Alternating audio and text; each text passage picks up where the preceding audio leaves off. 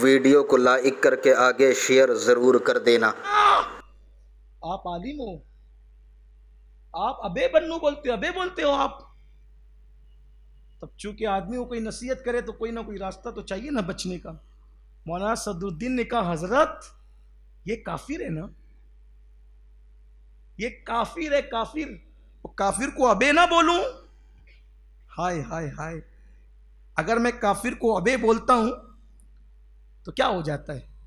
فرمایا یہ کافر ہے نا، آپ تو مسلمان ہیں نا، آپ کی نشست سے، آپ کی برخاست سے، آپ کے اٹھنے سے، آپ کے بیٹھنے سے دین جھلکنا چاہیے۔ آپ کافر کو ابے نہ بولیں، اور اگر آپ اس کو اگر ابے بول کر کے نہیں پکارو گے، آپ اس کو بنو بھائی کہہ کے، ہائے ہائے یہ صوفیہ ہے۔ اگر آپ اس کو ابے بنو کی بجائے بنو بھائی کہہ کر کے پکارو گے تو تمہاری شان میں کوئی فرق آ جائے گا۔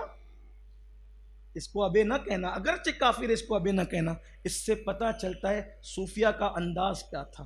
یہی وہ محبتوں کا ماحول تھا جس کی بنیاد پر صوفیہ کے ہاتھ پہ لوگ اسلام قبول کرتے رہے، صوفیہ کے ہاتھ پہ لوگ اسلام لاتے رہے۔ اور سرکار بندہ نواز گیسو دراز کی کیا شان بیان کروں، اس سے بڑی بات کیا ہوگی۔ وہ بہت بڑے تھے، لیکن میرے مخدوم، میرے مرشد سرکار تارک السلطنت مخدوم اشرف جہانگیر سمنانی 2 مرتبہ ان سے ملاقات کے لیے تشریف لے گئے۔ ایک بار وہ حیات تھے ظاہری طور پر، تب ملاقات کے لیے گئے، اور دوسری مرتبہ گئے تو آپ کا وصال ہو گیا۔ مخدوم صاحب فرماتے ہیں میں پوری دنیا گھوما، مجھے گلبرگہ کی فضا جتنی راس آئی، روئے زمین پر مجھے جو وہ کسی شہر کی فضا اتنی راس نہیں آئی، بلکہ مخدوم صاحب کی سیرت میں یہ بات موجود ہے کہ اللہ نے جو آپ کو غوثیت کا مقام عطا فرمایا وہ بھی گلبرگہ شریف کی سرزمین پر عطا فرمایا۔ یہ سرکار بندہ نواز گیسو دراز ہے۔ اللہ سرکار بندہ نواز گیسو دراز کے فیوز و برکات سے ہم سب کو مالا مال فرمائے، اور اللہ تعالی ہمیں بزرگوں کے نقش قدم پر قائم و دائم رکھے۔ اللہ ہمیں شریعت پر قائم، شریعت پہلے ہے، شریعت بعد میں سب ہے۔ ہم ہر شخصیت کو کس پر تولیں گے؟ جو شریعت پہ اترتا ہے اس کے پیچھے چلیں گے، جو شریعت پہ نہیں اترتا، کتنا ہی بڑا ہو، کتنے ہی بڑے باپ کا بیٹا ہو، کتنے ہی مالدار ہو، کتنا ہی بڑا کچھ بھی ہو، بڑا ٹائٹل کچھ بھی ہو، شریعت سے جو ہٹ گیا ہے پھر ہم اس کے پیچھے نہیں چلیں گے، اس کو فالو نہیں کریں گے، یہ اپنا مزاج بنائیں۔ اور ایسے لوگ گانجا چرس اڑم جڑم جو سب کر رہے ہیں، ایسے لوگوں سے دور رہو۔ اس سے سنیت بدنام ہو رہی ہے، اس سے دین بدنام ہو رہا ہے۔ لوگ اپنے کو 4 گالیاں دیتے ہیں، دیتے رہیں، لیکن حق بات خود بھی کیجئے، اپنے دوستوں کا ذہن بنائیے۔ ایک بات آپ سے اور عرض کر دوں، پیری مریدی کوئی فرض اور واجب نہیں ہے ہمارے، لیکن شریعت پر عمل کرنا ہمارے ہاں فرض ہے۔ لیکن اگر واجب نہیں ہے تو یہ غیر واجبی بھی اور غیر ضروری بھی نہیں ہے۔ پیری مریدی ہونی چاہیے، اس کی برکتیں ہیں، بلکہ ہم تو اتنی اہمیت دیتے ہیں پیری مریدی کو کہ ہمارے مخدوم صاحب سرکار مخدوم اشرف جہانگیر سمنانی فرماتے ہیں کہ مرید انڈے کی طرح ہے۔ مرید کس طرح ہے؟ انڈے کی طرح۔ اور پیر کامل، وہ جس کا ذکر ہوا، پیر کامل مرغی کی طرح ہے۔ انڈا چھیکے میں، فریج میں، ٹوکری میں 10 سال بھی پڑا رہے تو بولو انڈا چوزا بنے گا؟ نہیں بنے گا۔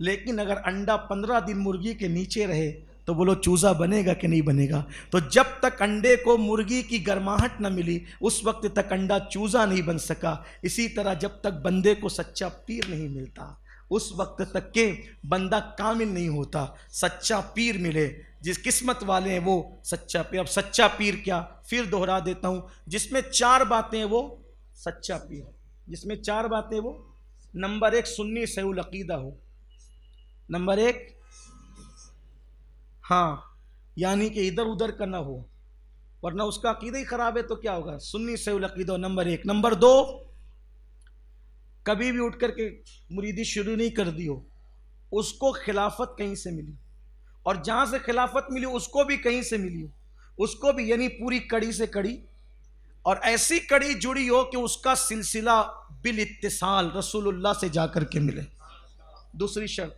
تیسری شرط پابند شرع ہو، خلاف شریعت کام نہیں کرتا، عورتوں سے پیر نہ دبوائے، پابند شرع، نماز کا پابند ہو، شریعت کا پابند شرع، حرام کام علل اعلان نہ کرتا ہو، ٹھیک، شریعت کا 3 باتیں ہوگی۔